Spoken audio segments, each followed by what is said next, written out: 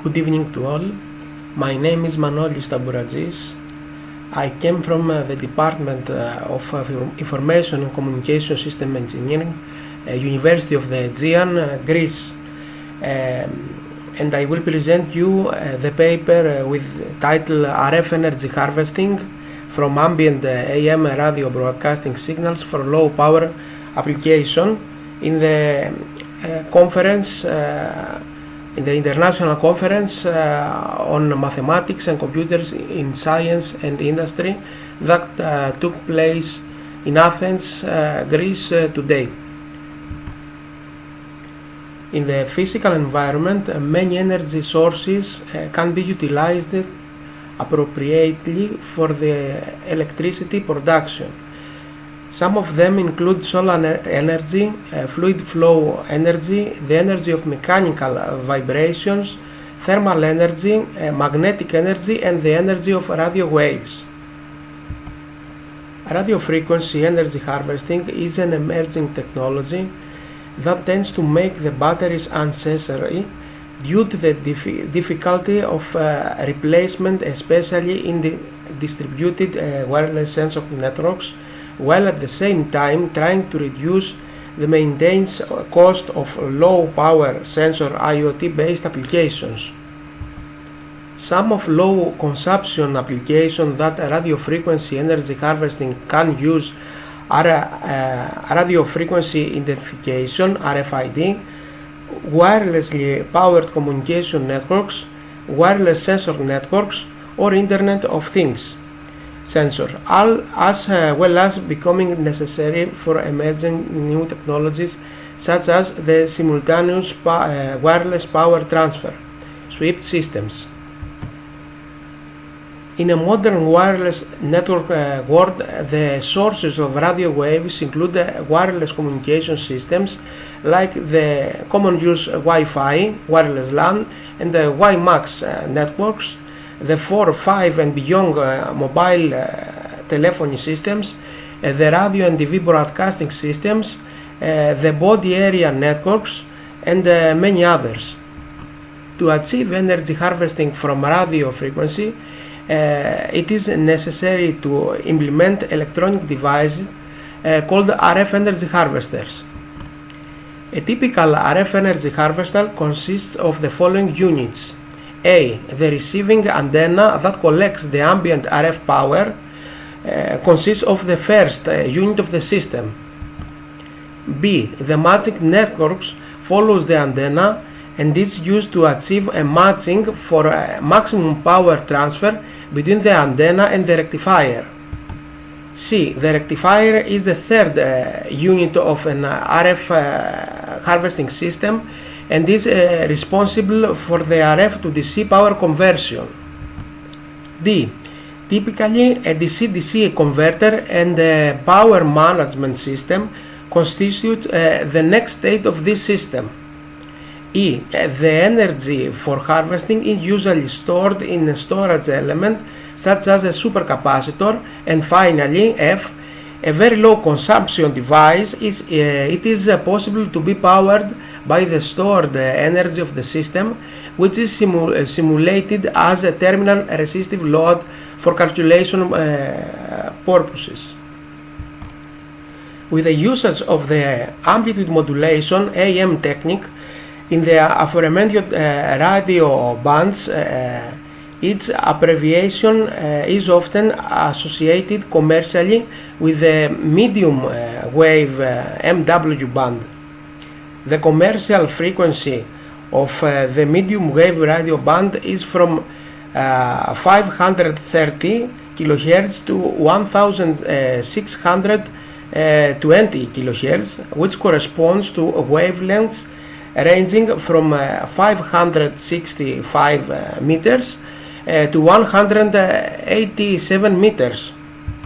In addition, the frequency of the long wave radio band is from 153 kHz to 279 kHz, corresponding to wavelengths ranging from 2 kilometers to 1 kilometer respectively, and therefore the excessively low electrical length of the transmitting antennas. There is a significant incentive to collect energy from that specific region of the radio spectrum, since radio transmission carried out in the medium wave and long wave radio bands are often characterized by high RF transmission power on the order of a few kilowatts, including these telecommunication techniques as the most energy intensive, as its maximum efficiency reaches at 33%.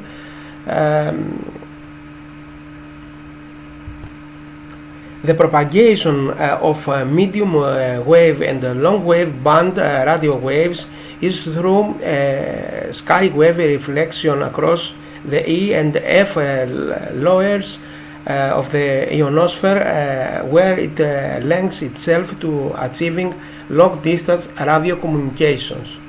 The radio propagation in these bands is more favorable during the night as opposed to during the day, a phenomenon that accounts for transatlantic radio transmission over a distance of hundreds of kilometers, as shown with the correspondence figures of these slides. More specifically, in the case of AM energy harvesting, the AM transmitter provides high RF transmission power to the antenna of the system. This antenna usually consists of two big metal towers for the dipole cathodes due to the large size of the corresponding wavelength of this radio band. On the other hand, the first unit of AM receiving energy harvesting is a medium wave resonator consisting of a ferrite rod antenna with a variable capacitor as a common Thomson tuning circuit from 530 kHz to 1620 kHz. The next unit of the system is the RF to DC converter, usually based on germanium diodes on Dixon or Cockcroft-Walton topologies. A special type of diode ideal for small signal detection on medium wave radio application. Finally, the last stage of the system is the energy storage element, feeding usually several times from a DC-DC step-up converter, making it useful for low consumption applications. Several studies have also dealt with energy harvesting from the medium and long wave radio bands. In the study with reference 1, a wireless sensor system powered by medium wave broadcast energy harvesting is presented as obtaining a high output voltage of up to 14 volts and powered 82 microwatts in a typical urban environment by using a single state double rectifier. Authors in the second reference study demonstrate a scavenger working at AM frequency band that could work 10 kilometers from a radio station, since the energy processing circuit could function with a minimum input signal level. Medium wave radio transmissions may be exploited as an emerging free energy source to power the next generation of wireless network, as shown by an optimized RF energy harvesting tuned at AM broadcast for powering low consumption device, such as a portable calculator, as shown in the figure of the slides. The work in the reference 8 introduced a high sensitivity AM energy harvester with a DC output voltage of 2.5 volts and the efficiency of more than 16% that might be used to power wireless sensor for monitoring the degradation of civilian infrastructures. In these slides, the proposed AEM energy harvesting implementation is presented. The proposed AEM harvester is comprised of a long copper wire antenna, an LC tuning circuit, a 3-stage germanium diode double rectifier, and a storage capacitor powered by a commercial DC-DC boost converter.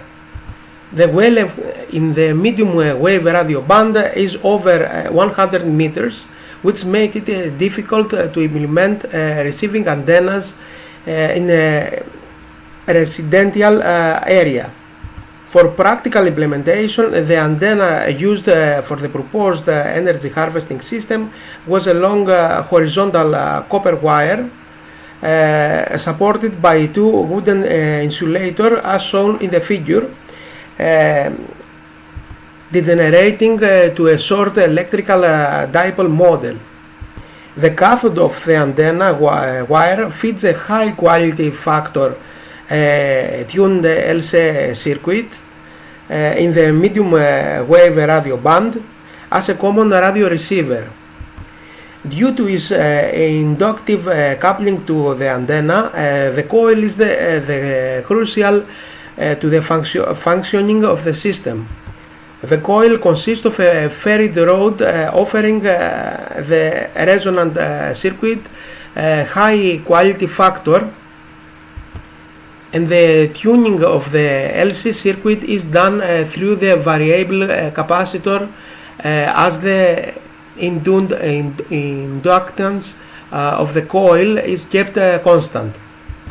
The correlation between the resonant frequency and the capacitance value of the capacitor is given by the Thomson mathematical equation 1, which define the upper and the lower capacitance values concerning the upper and lower resonant operating frequency respectively. To achieve this goal, variable air gap capacitor with capacitance values from 18 picofarad to 108 picofarad was chosen for resonance within the medium radio band, while the coil inductance value has the constant value of 470 microhenry. The quality factor Q and the operating bandwidth of the circuit are given by the following equations of the slides, where O as SRF and F SRF are the angular and the self-resonant frequency of the detected signal. L coil is the inductance and RLS corresponds to the loss resistance of the coil respectively, which has the value of 10.5 ohms. The quality factor value varies from 150 to 450 in the proposed tuning circuit. To increase the efficiency of a ferrite antenna, parasitic losses due to the ferrite core, DC wiring and loop radiation resistance must be minimized. Therefore, the quality factor Q of the tuned circuit, the antenna loss resistance and the radiation resistance are the most important parameters for clarification of a ferrite-based antenna. Consequently, the following summing in series describes the ferrite core antenna's total loss resistance. As previously noticed, RDC, RR and RF are the resistance resulting from DC wiring, the radiation resistance of the loop and the additional ferrite loss and for ferrite rods respectively. The equation at right expresses low 3 resistances relative to the loss tangents. The related loss tangents tan delta are provided respectively by the equation at the left. The geometry coefficient AL is determined by the inductance of the coil and its number for turns squared. It is affected by winding parameter, electrical resistivity, standard numbers and diameter, proximity effect, coefficient of geometry, and ferrite core properties. The parameters K, E, and K depend on the characteristics of the ferrite core. Medium wave antennas with ferrite cores have a substantially increased radiation resistance. The resonator radiation resistance RR is denoted by the equation at the right, where N is the number of coils turns, M is permeability of the ferrite core, A is the core's cross section, and L is the wavelength of the detecting signal respectively. Ferrite rods absorb signal power due to the alternating magnetic field flipping the magnetic alignment of domains with the granular structure. Ferrite loss has equivalent resistance for a ferrite rod as expressed by the equation at the bottom right. Finally, the quantity M by M determines the quality factor Q of the ferrite, where M and M represent the imaginary and real components of the ferrite's permeability and rod length respectively. Despite the energy-intensive commercial use amplitude modulation transmission techniques, full AM, there are still many transmissions around the world in the medium and long wave radio bands. In the area of Heraklion, Crete, Greece, where this study took place, it is possible to receive about 13 radio programs from a common radio receiver during the night, mainly from emissions originating from countries in the Middle East, South Africa and Balkans, hundreds of kilometers away. To estimate the available power spectral density at the medium wave radio band in our area, a Keysight vector network analyzer was used, feeding by a horizontal copper wire antenna of the system. The available radio programs with the strongest received signal strength are shown in the left figure of the slides, and more details such as power transmission, country, region, etc. are presented in the table 1. The center figure of the slide demonstrates the harvesting voltages, open circuit voltages induced by these signals, feeding the low power DC-DC boost converter. Furthermore, continuous experimental measurements were also conducted for 24 hours to assess the stability of the proposed RF energy harvesting system. As it observed, the available power spectral density varies rapidly from daytime to nighttime due to medium wave radio signals, sky wave reflections by the lowers of the ionosphere, and therefore the harvested voltage of the system. For the efficiency determination of the proposed capacitor-based system implementation, it should be noticed as a critical parameter that its performance depends on the elapsed charging time.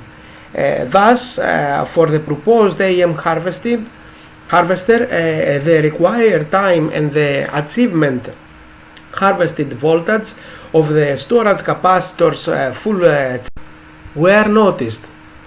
According to reference number 11, the total efficiency determination is given by equation number 12 as a capacitor-based energy harvesting system, where E, C store, is the harvested energy at the storage capacitor at time tau, and ERF tau is the energy of the available RF field MW at M medium wave band at time t. The C store corresponds to the capacitance value, and V store corresponds to the storage capacitor's voltage at time t, respectively. For the RF field energy determination at time t, the values of power density and the antenna's active surface, A effective, at the target self-resonant frequency FSFR of the system should be additionally specified. Radio broadcasts in the medium wave band were also emulated at the laboratory. For the complete evaluation of the experimental procedure, since there were no local radio transmission nearby. As required by the experimental evaluation, two TTI TG 230 laboratory signal generators were used, capable of amplitude modulation function from external or internal signal sources. As illustrated in the experimental setup, the transmission from the laboratory frequency generators gave much stronger signals, up to minus 45 dBm, as shown in the left figure of the slide, essentially simulating corresponding potential local radio broadcastings at the distance of a few kilometers.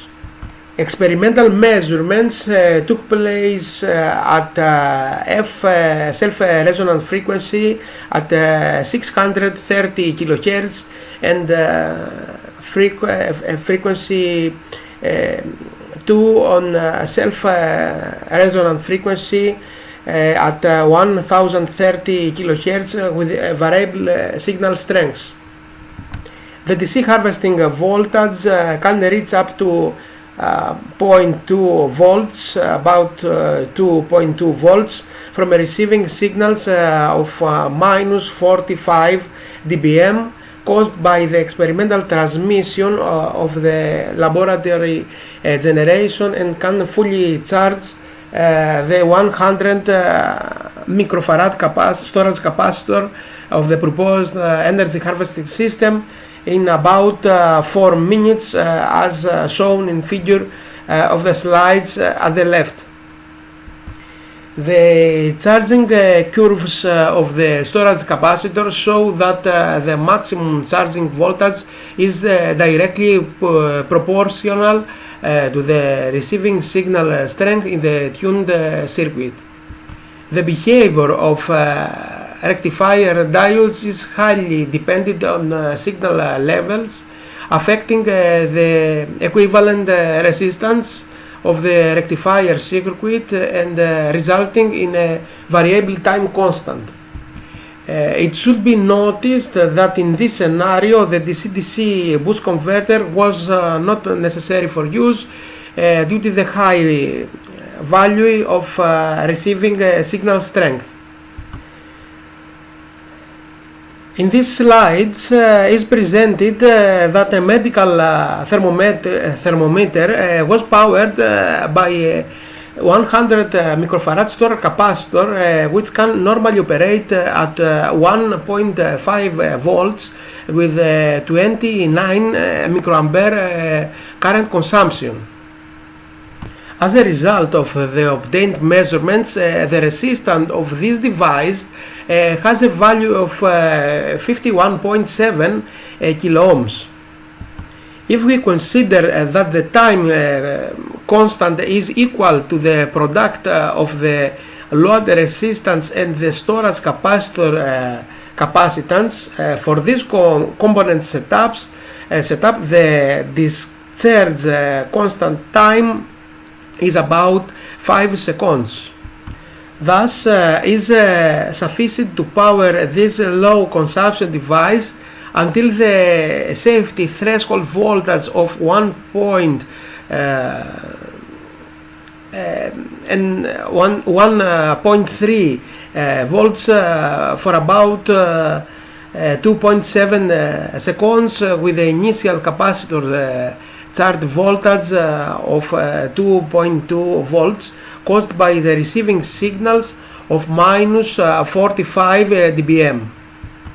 The storage capacitor of the system could be replaced with a large one, for example 220 microfarads, requiring twice the charging time, about 8 minutes, thereby extending the power up time of the low power device to 6 seconds to the safety threshold voltage 1.3 volts with the same experimental requirements. In conclusions, the proposed approach demonstrates the implementation of RF energy harvesting system by the ambient AM radio broadcasting utilization, enabling powering low consumption application such as a medical thermometer, a portable calculator, or for example IoT based low power sensors. By system operation took place in the area of Heraklion, Crete, Greece, taking advantage of receiving AM radio transmission from countries in the Middle East, South Africa and the Balkans. The proposed AM harvester has a simple implementation consisting only of many parts of a long copper wire antenna, a LC tuning Thomson circuit, a germanium based diode in Cockcroft-Walton topology rectifier, and a storage capacitor of 100 microfarad driven by commercial use DC-DC boost converter.